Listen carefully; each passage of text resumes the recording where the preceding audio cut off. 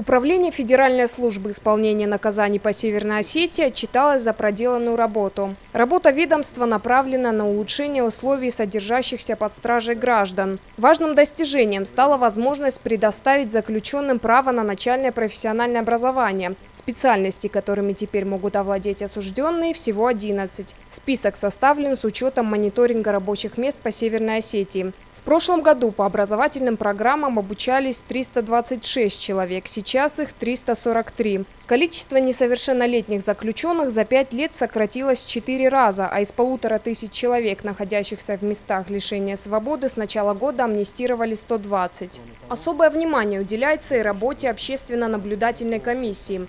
Ее члены следят за надлежащим медицинским обеспечением заключенных и соблюдением таких фундаментальных прав, как право на свободу совести и вероисповедание. С 2010 года, с момента, когда проверила эту работу Европейский комитет по предотвращению пыток, и по настоящее время, включая и проведенная проверкой инспекторской Федеральной службы исполнения наказаний, не выявлено ни одного факта допущения жестокого обращения с подозреваемыми, обвиняемыми, осужденными или унижающего достоинства обращения или наказания.